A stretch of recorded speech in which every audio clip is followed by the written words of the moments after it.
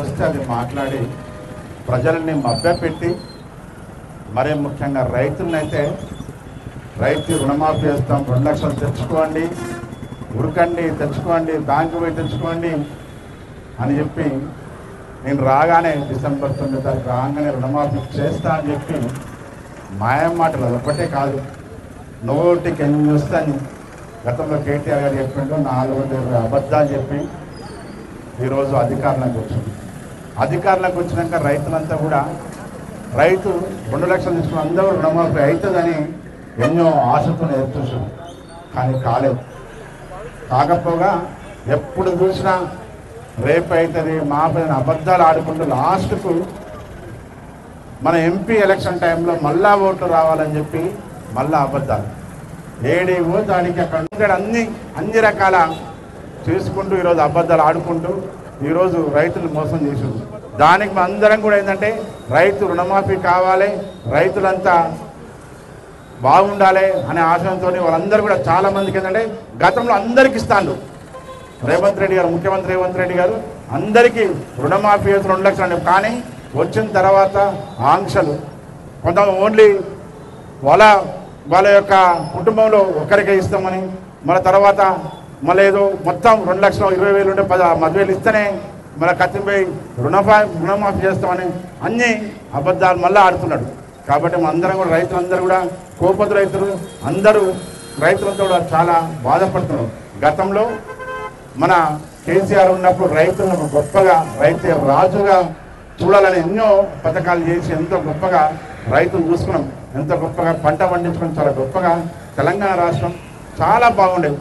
కానీ దురదృష్టవశాత్తు రేవంత్ రెడ్డి గారు వచ్చిన తర్వాత మన రాష్ట్రం భ్రష్టు పట్టిపోయింది. చూస్తున్న ఎక్కడ చూసినా రాష్ట్రంలో చాలామంది ఎందుకు వేస్తేమా ఈ బుర్బుక్కలోనికి ఓటేసి గెలిపించి ఎంత మన నోట్లో మన మట్టి కొట్టుకున్నాం ఈరోజు అనే రకంగా ఉన్నది. కాబట్టి రేవంత్ రెడ్డి గారికి మీరు చెప్పిన మాట ప్రకారం అక్కడ దేవుడు వేసిన మాటల ప్రకారం 15 ఆగస్టు 15 లోపే వేస్తాను అయిపోయింది. వేయకుండా మరీ అబద్ధాలు ఏంటంటే మనం చూసినాం మన హరీష్ రావు గారిని నోటికి వచ్చినట్టు ఒక ముఖ్యమంత్రి అయ్యింది నోటికి వచ్చినట్టు మాట్లాడి చేసిందే తప్పు. అందరికి రుణమాఫీ చేయలేదు చేయకపోగా మళ్ళీ హరీష్ రావు మీద ఇష్టం వచ్చి మాట్లాడడం మళ్ళీ మొన్న ఎంత ఘోరం అంటే సెక్రటరీ ముందు తెలుగు తల్లి విగ్రహాన్ని అంతకుముందే పెడతా అని చెప్పాడు. కానీ రావుగా ఈయన పెడతా అన్నాడు. కానీ ఎంత గొప్ప అంటే ఆయన మన కేటీఆర్ అన్నాడు కేసీఆర్ విగ్రహం పెడతాను. ఎంత అన్యాయంగా మాట్లాడుతుందంటే నోటికి ఎట్లా వస్తే అట్లా ఆయన కేసీఆర్ ఎప్పుడు పోతాడు ఎప్పుడు పెడతాడు విగ్రహం అంటే ఏమైనా అర్థం ఉందా?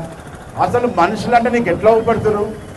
నీకు మనుషులంటే మనుషులే కవుపడతలేరు దేవుళ్ళు అంటే దేవుళ్ళే కవుపడతలేరు. దురదృష్టంగా అంటే ఇలాంటి ముఖ్యమంత్రిని ఎట్లా ఎన్నుకున్నామా అనే ఆలోచన అందరి కళ్ళు కూడా వాళ్ళు ఈయన ముఖ్యమంత్రిని ఊహించుకోలేకపోతున్నారు. గత ప్రతిపక్షం కంటే ఎక్కువ అప్పుడు అట్లే మాట్లాడిండు ఇప్పుడు ఇట్లే మాట్లాడుతుండు. ఆయన ఏం చేస్తున్నాడు ఆయనకే అర్థం కావట్లేదు. మళ్ళా దాంతోపాటు ప్రతి ఒక్కరు స్టేజ్ మీద కూర్చొని 31,000 కోట్లు రుణమాఫీ చేసిన అదే స్టేజ్ మీద మాట్లాడుతున్నాడు. ఆయన 17,000 కోట్లు చేసినాడు మా ఆడేసిన మాట్లాడుతున్నాడు. అంటే ఎట్లా అబద్ధాలు ఆడుతాడు అంటే మంత్రులు ముఖ్యమంత్రి అందరూ అబద్ధాలతోనే ఈ తెలంగాణ రాష్ట్రాన్ని పరిపాలిస్తారు. కాబట్టి మనమంతా కూడా రైతులంతా కూడా సన్నద్ధం కావాల్సిందే. మళ్ళా ఈ 2 లక్షల రుణమాఫీ అయ్యేంత వరకు మనమంతా కూడా ఎప్పుడు రాష్ట్రం పిలిపించినా కూడా మనందరం కలిసికట్టుగా ఉండి రైతుల చేదోడు వాదోడు మనకు 2 లక్షల రుణమాఫీ వచ్చే వరకు కూడా మేము పోరాటం తెలియజేసుకుంటూ ఈ కార్యక్రమం గురించి అందరికీ ప్రతి ఒక్కరికి కూడా పేరు నమస్కరిస్తున్నాం. జై తెలంగాణ.